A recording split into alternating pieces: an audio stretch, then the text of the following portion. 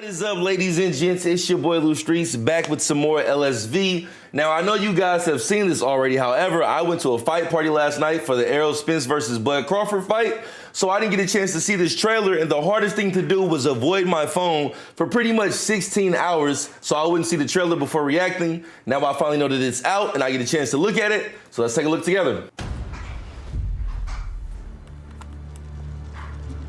What do we have going on?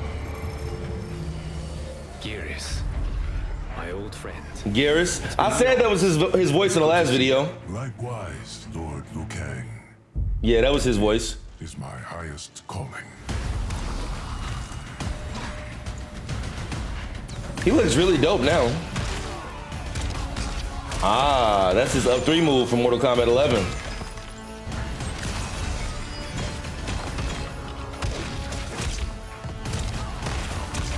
Oh, okay.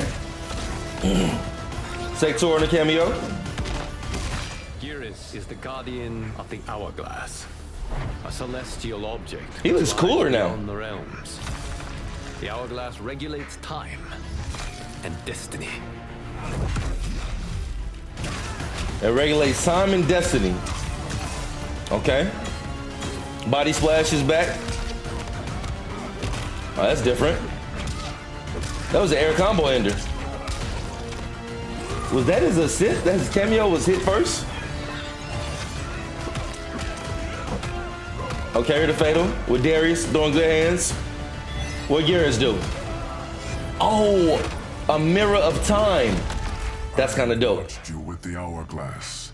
You are relishing your role as Earthrealm's protector.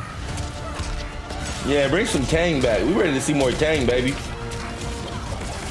Okay, Scorpion cameo. Those with power must know how to use it wisely. Sector cameo front throw. Started history. You altered the destinies of certain malefactors. Who is that? To neutralize In the back. them. Crafting a timeline is a complex endeavor. Oh, that's fire. Literally.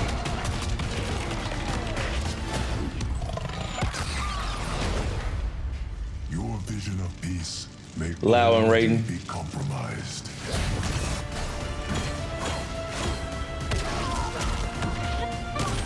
Geras' moveset looks way doper than Mortal Kombat 11. His shadow throw, oh my God. A sand shadow throws him? This is one of the fatalities.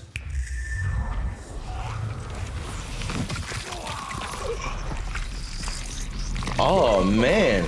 Kang is so powerful to snap a black hole. Geras look powerful too though. Half his body going. Oh my gosh. That was nice. Geras looks strong. Anything else? Let's run it back. Let's run it back. Let's run it back. Yeah, we know about the combat pack. Let's run it back. Hey, Geras looks really, really, really good. Geras looks really good. Geras, my old friend. It's been eons.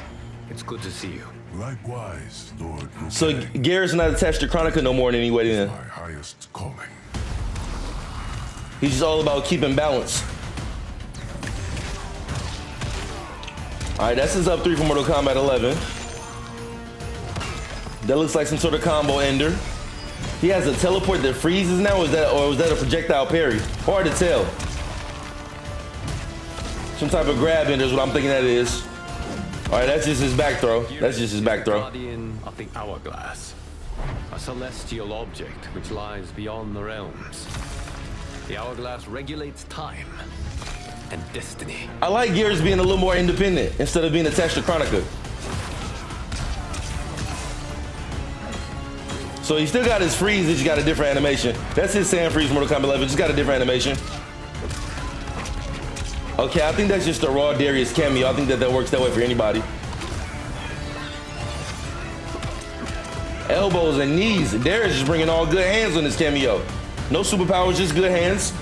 But this is cool right here. Mirroring time, that's dope. I've watched you with the hourglass. You are relishing your role as Earthrealm's protector. I can't wait to play Kang again next month. It's July 31st as I record, or no, July 30th as I record this. To use it wisely. Almost time to get the squad back next month. When we get the beta. History, you altered the destinies of certain malefactors. Who is that in the back middle back there? Crafting a timeline is a complex endeavor.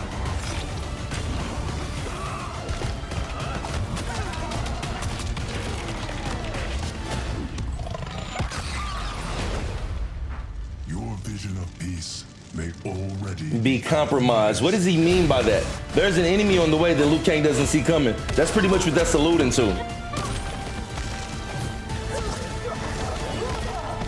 That's a cool ass move by Geras where his shadow grabs you, sends you to the opposite side, then he walks through and finishes it off. I think this is an ode to something right here. Okay, so I know it's a fatality, right? But think about this. Just think about this. I have a feeling that this is an ode to Sub-Zero becoming Noob Saibot because that's Beyond, and he's snapping him into a black hole. Now, it could be a coincidence to a fatality, but in my mind, that might be a kind of a hint that Noob Saibot might end up in the game. I got a feeling Noob Saibot might end up in this game at some point. I'm gonna just watch this in the background because I wanna watch it again, but I got the volume up so I can talk to you guys. I'm not really focusing on moves as much. It's more about just the nuances of what we're gonna see in this game. Like, we'll have the moves, we'll see the combos, etc. That was what I used to be excited about in the past when doing reaction videos. But the more that they give us layers of the story, I'm more or less interested in what is gonna happen in the campaign.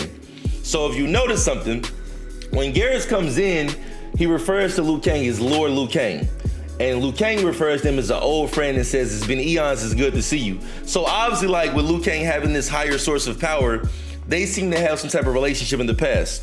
The reason I think this is dope is because it gives him an independence of Chronica, which essentially gives Geras more of a personality than what it was in the past when he was just like this really, really strong, I would almost say a mindless robot that was like, that had like an allegiance to Chronica. But now he seems to be his own person with his own purpose. He reminds me of like a Mortal Kombat 1 version of Thanos. Because if you notice, when he was talking to Liu Kang, he talks about destiny can't be avoided to some extent. He's the protector of the hourglass and he keeps things balanced.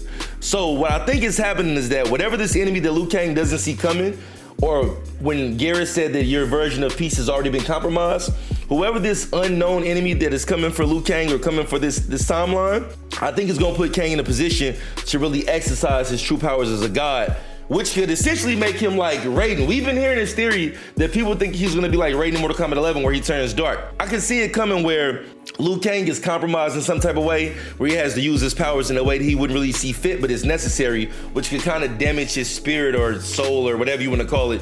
This overall damage his ideology. I think we're gonna see it during the fatality animations. This is what I think right here is the Easter egg. So when they show the fatalities, now granted, we know they fatalities and Liu Kang has a strong amount of power now that he's a god.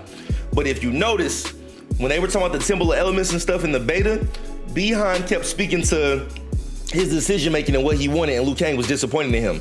When they show that fatality, I think that's them alluding to the fact that Behind will become Noob Saibot at some point in this game.